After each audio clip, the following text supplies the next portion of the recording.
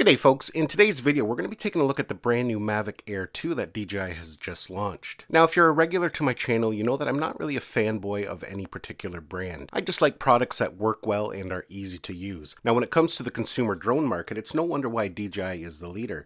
When they release a product like the Mavic Air 2, it is just simply brilliant in both its performance, its price, and its capabilities. In this video we're going to talk about some of its new features and why it's such an impressive little drone. We're going to do a quick unboxing and then take it for its first flight. So let's just jump right in and take a closer look.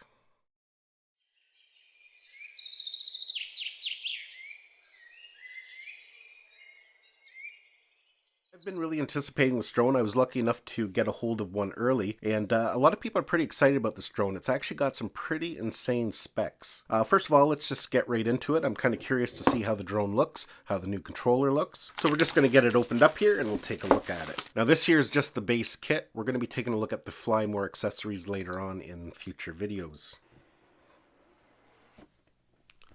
Take the lid off there. And right away you can see we're greeted by the drone. And as you can see there, it's already labeled, download the DJI Fly app. And that's something new with the Mavic Air 2. Just like the Mavic Mini, it requires the newly updated DJI Fly app. And I'm actually pretty happy about that. I really like the DJI Fly app. DJI recently updated it to bring all the features that you expect. And I will be doing a full walkthrough of the app coming up in a future video. So let's pull out the drone here. And I'm just going to set it aside for now while we take a look at what else comes in the box. And then we'll take a closer look at it. We'll remove that.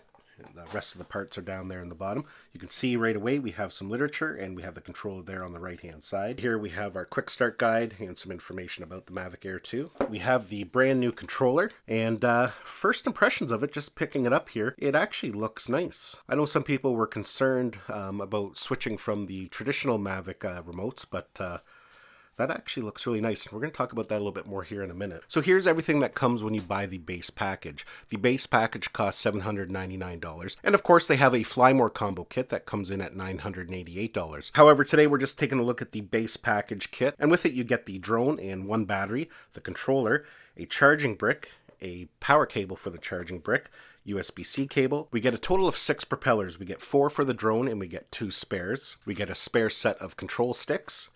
And we get 2 extra data cables for the controller. So no matter what kind of phone you use, you're going to have a connector that will fit it. By default, a Lightning version is pre-installed in the controller.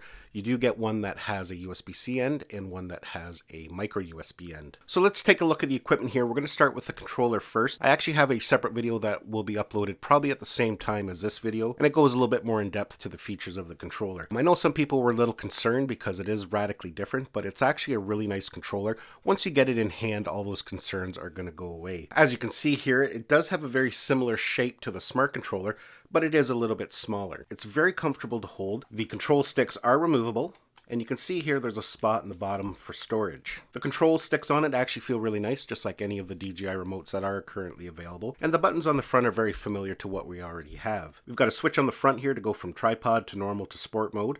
We have our power button, we have a return to home button, we have a function button that you can set to do various tasks, and you can see over here we have a button on the right hand side, and that allows you to quickly switch between camera modes. On the back here we have a shutter button and a record button, and we have a wheel to adjust the gimbal. On the bottom here we have a USB-C port for charging, and of course the obvious thing is that the phone no longer mounts underneath it, it mounts on the top. On the original Mavic Air controller we had to pull these arms out, mount our phone, and plug in the data cable. It was fairly simple to do, but it could be a little bit tedious sometimes. Trying to line up that data connector and get everything in there properly sometimes took some fiddling around. You had to pull out your antennas, and this micro USB connector on the side was a sore spot for many. If you happen to plug that in the wrong way around, it was quite easy to damage that connector inside, and that would be a very costly mistake. You would end up sometimes having to send this in for repair or replace the whole controller. We mount the phone at the top now. We just pull out that top piece just like that. Mounting your phone in there now is super simple. It goes in quite quickly. And for me, I actually like having the phone up top. It's kind of in a more natural position when looking at your controller. As you can see inside there, we have the lightning cable coiled up inside. Both ends plug in just to keep it secure. and we just unattach it like that. And of course you can pull the whole cable out. As you can see, there's a USB-C port in there as well. So whatever cable you need, depending on what phone you have, you can plug that in quite easily. And like I mentioned, putting your phone in there is super simple, and then you plug in the data cable. The other nice benefit of this controller is you can see here I have a phone case on there. A lot of times with the old controller you had to take your phone case off, but I've tried a couple different cases in there and they've all fit with no problem. The other benefit of this is that all your buttons and swipe controls on a phone are fully accessible. With the older controller, sometimes you had to pull it half out of the cradle just to be able to get access to some of the buttons. So let's go ahead, we're going to set that aside here for now. We'll take a look at the aircraft. Again, when we compare the new Mavic Air 2 to the original Mavic Air, there's quite a significant change. You can see that they've redesigned it to be more in line with the current Mavic lineup. A couple of the main problems with the original Mavic Air is that it was very loud, the range on it was very poor because it was just a Wi-Fi drone, and the battery life wasn't that great. It was only rated at 21 minutes, but you were lucky to get maybe 16-17 minutes flight time out of it. The new Mavic Air 2 is much quieter. And I did do a sound test comparison, and I have that coming up as an upcoming video, so keep an eye out for that. The flight time is now rated at 34 minutes, and the big thing that most people are going to love, it's now Ocusync 2.0. So this has the same transmission system as something like the Mavic 2 Pro or the Phantom 4 Pro V2.0. In fact, it's actually an enhanced version, so in theory, it's actually a little bit better. Having that Ocusync 2.0 connection just gives you a lot of confidence when you're up in the air. You could be out a fair distance, even in a heavy Wi-Fi congested area, and you're still going to get a nice rock solid connection. I've been flying this thing quite a bit over the past couple weeks, and I have yet to have a disconnection. So if that was all the upgrades that were included on the Mavic Air 2, that would be enough for most people to upgrade. But DJI didn't stop there. They added a ton of new features, and we're going to kind of go over them here in this video. And of course, I'm going to dive deeper in upcoming videos, as I don't want this video to be too long. Of course, the Mavic Air 2 folds out like all the other Mavic series drones. Has a very similar shape and form factor. You can see here it has a very similar gimbal guard to that of the Mavic 2 Pro or Mavic 2 Zoom, but this one is definitely not as fiddly. It's all in one piece and goes on and off fairly easy. We've got a beautiful new camera in there, and this new camera is actually quite impressive. It is capable of capturing 4K 60 frames per second, and that's actually pretty impressive considering the only other drone that was able to capture 4K 60 was the Phantom 4 Pro. It's got an 84-degree field of view and a 7.8 fixed aperture. On top of that, this camera can actually do really nice slow motion. You can actually do 240 frames per second in 1080p, which is actually pretty impressive for a drone like this. So if you want to get creative and get some really nice slow motion action shots, you're able to do so with this drone. As for obstacle avoidance, we have two sensors there on the front. We have two sensors on the back like the original Mavic Air, and of course you can see we have two more here and another sensor there. Another thing that's new is now we also have an LED light similar to the Mavic 2 Pro. On the one side here we have a USB-C connector for updating the firmware and possibly transferring some of your drone footage, and of course on the other side here we have a slot for the micro SD card. The drone actually has 8 gigabytes of memory built in, just like the Mavic 2 Pro. And of course, similar to the Mavic 2 Pro, we have the battery on top that we take out by pressing those two buttons on the side. Now, the battery that comes with the Mavic 2 Air is actually very unique. It was something that I actually noticed right away when I pulled it out of the box. I haven't really seen any documentation on it yet, but as you can see here, the clips that hold the battery in are metal. When you compare it to something like a Mavic 2 battery, you can see here they're just plastic. I also noticed that where the battery clips in, there's little metal leads in there. So that's a new safety feature on the Mavic 2 Air, is that it has better detection when the battery's not seated properly. I'm just going to fire things up here just so I can demonstrate something to you. So I've got the aircraft connected to the controller, I've got the app running, and you can see here when I press that battery button in just even the tiniest little bit, you can see we get that new error up on the screen there that says the battery is not connected properly. So since we already have the app open, let's kind of talk about it here for a minute.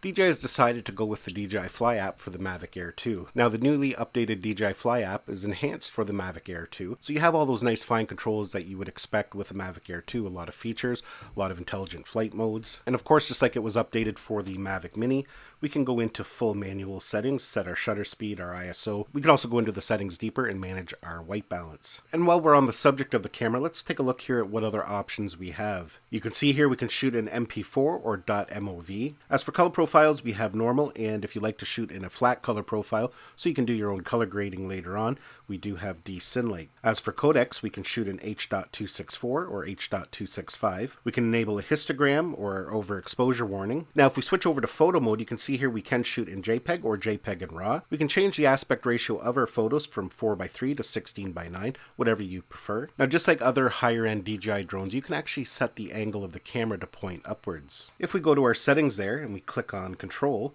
you can see here we have an option that says allow upward gimbal rotation. Once we turn that on, that allows us to turn our gimbal upwards. Now that's not something you're going to use a lot, but you can get some really interesting shots such as this here. You can see here how the camera's pointed upwards and kind of getting an interesting vantage point.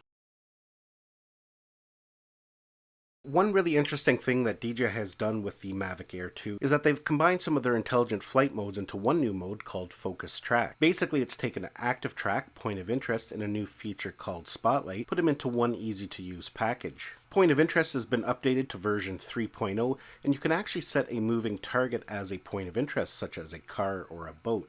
So that's actually really handy. Active track has also been updated to 3.0, so you can expect a better experience overall. If there's something you want to track or you want to set a point of interest, all you have to simply do is draw a box around it just like that. It's very simple and it works quite well. I'll just show you a quick example here. You can see I'm up flying and there's a tree there. I'm going to draw a box around it. We'll set that as our point of interest and then we'll start the rotation. Just like before, you can set the direction and the speed of which it rotates. At any time, you can use the controls on the aircraft to reposition it. It's very simple to use, and I really like how they have it set up in the DJI Fly app. Now, I'm going to go into more detail in upcoming videos for some of these different flight modes. Like I said, I don't want this video to get too long. But I do want to show you here is Active Track 3.0. You can see I have the Mavic Air 2 following my daughter. And there's a lot of trees and obstacle around, very fine, thin branches. And as you can see, the drone is actually doing a really good job. It actually picked up quite a few of those really thin branches with no problem. You can see there that the drone will raise and lower as it's needed. So we are going to get ready to take our very first flight with the Mavic 2 Air. Now, it doesn't say I need to calibrate the compass, but I am going to calibrate it just because it's a brand new drone. And, you know, with the shipping and that, just want to make sure everything functions as it should. Calibration successful. So let's go ahead and let's get her launched and we'll take our first flight.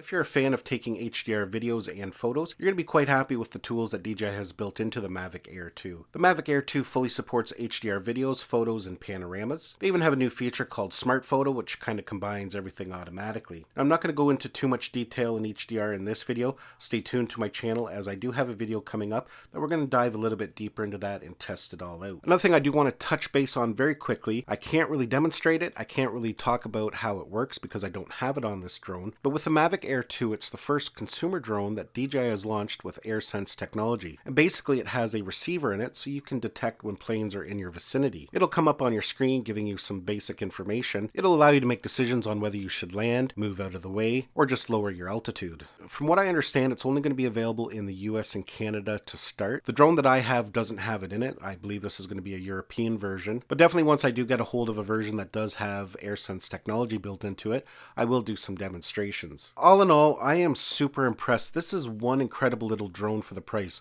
$799 for the base package. You get a lot of features and a lot of power. I think this is going to turn out to be one of DJI's best-selling drones just due to the feature set and the cost. Although it is a little bit bigger than the Mavic Mini, it is still a very portable drone. Well folks, that's basically my video on the Mavic Air 2. If you are thinking of upgrading from the Mavic Mini or the original Mavic Air, you definitely are not going to be disappointed. Even if you already own a Mavic 2 Pro and you're looking for a secondary drone drone, maybe one that's a little smaller and more portable, again, you're not going to be disappointed. In fact, there's a lot of features with the Mavic 2 Air that just aren't even available on the Mavic 2 Pro. Now, if you are interested in this drone, don't forget to subscribe to my channel, as I have a ton of videos planned coming up over the coming weeks. Hopefully you enjoyed this video. Don't forget to give it a thumbs up if you did. Don't forget to subscribe to my channel so you don't miss any of our upcoming videos, and we'll see you in the next one.